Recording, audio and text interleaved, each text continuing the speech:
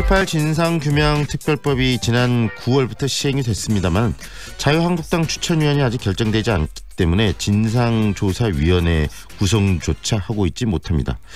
최근에는 또 뭐 해프닝이라고 이야기할 수도 있고 또 아니면 뭐 어떤 의도성이 있었는가 하는 이야기도 나오고 하는 이 지만원 씨를 자유한국당이 이 위원으로 추천하려 했다라는 웃지 못할 이야기도 전해지고 그랬었는데요.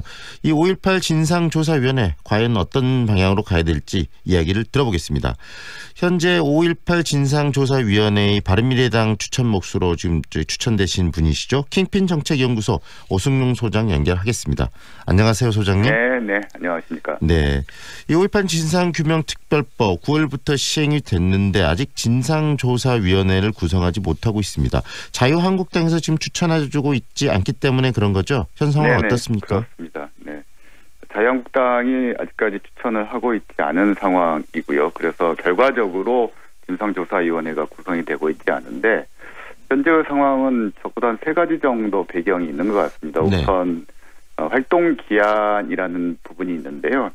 세월호 같은 경우는 시행령 의결 기준으로 조사 기간이 설정돼 있었기 때문에 위원회가 구성되지 않고 있으면 조사 기간이 그만큼 줄어들지만 5.18 진상조사위원회는 위원회 구성 시점으로부터 2년이기 때문에 네. 위원회가 구성되지 않더라도 조사 기간이 줄어들거나 그러진 않는다라는 것이고요. 네. 두 번째, 이렇게 위원회 출범이 늦어지게 된 데에는 자유한국당만 책임이 있는 게 아니라 국방부의 게으름도 책임이 있다라는 겁니다. 네. 지난 3월 특별법이 통과된 이후로 무려 6개월 동안 지난 9월 4일 시행령이 국무회의에서 의결됐는데요. 네. 시행령을 통과시키는데 6개월 동안 국방부가 게으름을 피웠다라는 거죠. 이런 부분은 아무도 지적하지 않던데 이런 부분들이 1차적으로 이 진상조사의 구성이 늦어지게 된 1차적 원인이었고요. 네. 그리고 마지막 3번째로 자유한국당이 이 위원회 구성에 적극적으로 임하지 않고 있다는 것이 네. 지금까지 위원회 구성이 늦어지고 있는 이런 배경인 것 같습니다. 네, 말씀해 준 것처럼 진상조사위원회가 꾸려지면 지금 활동 기간은 2년인데 그것은 최종적으로 꾸려진 이후부터이기 때문에 지금 9월 조사 기간이 줄어들지는 않습니다. 줄어들지는 않는다는 이야기고요. 네네. 그리고 조사 기간이 2년으로 마감이 되는 겁니까? 아니면 연장이 가능한가요? 1년에 한해서 1회에 한해서 연장 가능해서 네. 대체적으로 아마 2년 플러스 1년에서 총 3년 정도의 조사를 진행할 것으로 예상하고 있습니다. 네. 최근에 자유한국당이 진상조사위원회 위원 몫으로 이 지만원 씨가 거론되고 있는데 그 부분을 우리 소장님께서는 어떻게 보십니까? 말도 안 되는 해프닝이고요. 뉴스거리도 사실 안 되는 건데요. 네. 우선 사실관계를 좀 확인해야 되는데요. 지만원 씨 본인은 조사위원을 원하고 있는 것은 맞는 것 같습니다. 본인도 시스템 클럽 게시판이나 이런 게시판 등을 통해서 본인이 조사위원을 하고 싶다라는 그런 의사와 욕망을 표출하고 있는 것은 분명히 맞는데 그렇다고 해서 자유한국당 내에서 지만원 씨를 진지하게 조사위원으로 추천하기 위해서 검토했다라는 것은 아직까지 그 정확한 근거나 또는 그렇게 검토했다는 의원이 누구인지 밝혀지지 않고 있습니다. 그리고 이 뉴스가 한겨레를 통해서 보도된 이후에 즉각적으로 자유한국당 대변인이 네. 공식 논평을 통해서 부인을 했습니다. 사실 무근이다라고 얘기를 했고요. 네. 아마도 자유한국당을 압박하기 위한 정치적인 의도가 좀 숨겨져 있었던 것은 아닌가. 네. 예컨대 가상의 적을 설정해놓고 네. 열심히 섀도우 복싱을 하고 있는 형국이 아닌가 싶은데요. 이런 식의 접근은 뭐 자유한국당에게도 좋지 않고 전체적으로 조사위원회 활동에도 그다지 도움이 되는 것 같지는 않습니다. 방금 소장님께서 말씀하신 것처럼 그 활동의 본질이 중요한 것이지 이런 그 해프닝 같은 논란들이 계속 반복되는 것은 활동에 긍정적이지 않을 것이다 이 말씀이신 거고요. 네네. 지금 오늘 또 이야기가 나오기 시작한 게 5.18 성폭력 관련한 이야기들이 나오고 그러는데 지금 이 진상조사위원회에서 조사해야 될 부분들이 굉장히 방대하고 많은 거 아니겠습니까? 네, 너무 많아서 사실은 걱정인데요. 일단 특별법 상에서 설정하고 있는 진상규명의 범위는 80년 5.18 당시에 군에 의해서 저질러진 학살과 헌정 타계 행위에 대해서 조작 의혹이 있었던 부분에 대한 조사라든지 또 집단 발포와 집단 발포 책임자를 밝히는 문제, 계엄군의 헬기 사격 진상규명을 하는 문제 이런 부분들이 조사를 하도록 돼 있고요. 그리고 당시 청문회 당국 국면 1988년이죠. 민주화 이후 국회 청문회 과정에서 이른바 5.11 연구위원회라는 게 조직이 돼서 5.18 왜곡을 주도했는데 이 5.11 연구위원회의 활동에 대한 진상을 규명하는 것도 중요한 목표이고요. 또 집단 학살지, 안매장지 소재, 유해 발굴, 수습 이런 부분들에 대한 조사를 수행을 해야 됩니다. 네. 그리고요, 지금 자유한국당에서 이렇게 조사위원들을 제대로 추천하고 있지 못한다면 이 다른 정당에게 추천권을 넘기는 것이 좋지 않느냐라는 지적도 일부에서 나오고 그러던데 그 부분에 대해서는 어떻게 생각하십니까? 네, 그건 현실적으로 가능하지 않습니다. 국회의 운영 룰이라는 게 있는데요.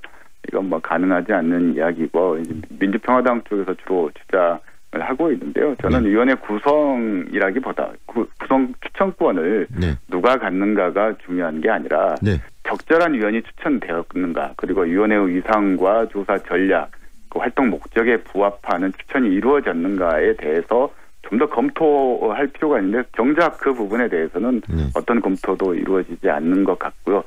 추천권을 누가 갖느냐의 다분히 조금 본질에서 벗어나 있는 문제로 논점이 가는 것은 저는 바람직하지 않다고 봅니다. 네, 방금 이야기하신 것처럼 적절한 위원들이 추천이 돼야 된다. 그만큼 5.18이 지금 시간이 많이 지난 사건들이기 때문에 좀 전문가들, 전문적 지식이 있는 분들이 들어가야 되고 또 그리고 지역적인 것보다는 좀 전국적인 그런 추천위원들이 들어가서 이 5.18의 문제를 이 전국의 문제로 좀 풀어낼 그런 부분들 좀 중요한 거 아니겠습니까? 그 부분 어떻게 보시나요? 가장 중요한 게 정보의 비대칭 문제인데요. 사실 군 자료들을 집중적으로 검토를 해야 되는데 당시 작전이라든지 군대 운용이라든지 이런 부분들에 대해서 사실 민간 조사위원이라든지 조사관들은 정보가 굉장히 제한되어 있습니다. 사실 이 부분들은 군이 독점하고 있는 부분인데요. 이런 부분들에 대해서 최소한의 정보나 지식을 가지고 있는 사람들이 들어갔을 때 이 비대칭 문제가 좀 더 해결될 수 있다라는 거고요.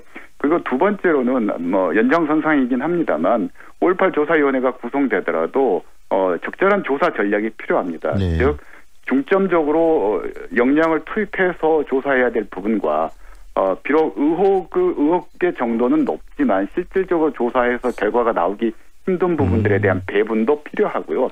그리고 세 번째로는 조사 인력, 양질의 조사 인력이 들어가야 된다라는 겁니다. 한간에는 풍설로 무슨 리스트 해서 누가 조사관으로 가게 돼 있다라는 이런 소문들이 떠돌고 있는데요.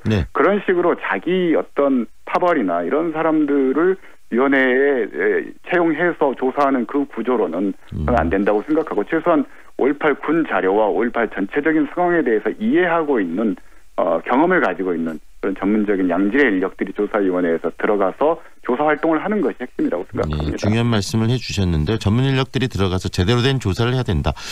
결론적으로 조사 어떤 방향성에 대한 이야기도 좀 해주셨는데 구체적으로 이야기를 한번 듣고 싶은 게 지금 우리 소장께서는 진상규명조사위원회의 바른미래라 몫으로 지금 추천을 받아서 참여하게 되셨는데 개인적으로 이 부분들은 굉장히 관심을 가지고 있고 또 더 깊게 조사를 해봐야 된다고 생각하고 있는 부분들이 있으시면 한 말씀해 주시죠.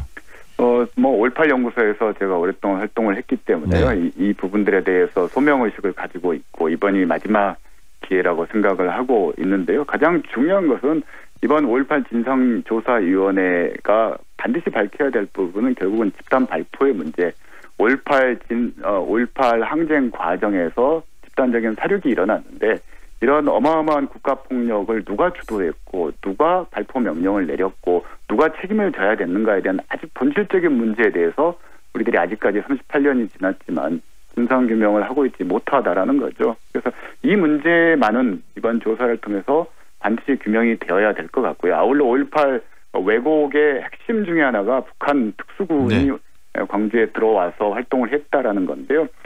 국민 통합, 더 이상의 분열을 막고 국민 통합으로 가기 위해서는 이런 왜곡에 대한 철저한 진상규명이 이번 조사 과정에서 이루어져야 될 거라고 생각하고 있습니다. 네, 오늘 여기까지 듣겠습니다. 고맙습니다. 네, 감사합니다. 킹핀 정책연구소 오승용 소장과 이야기 나눴습니다.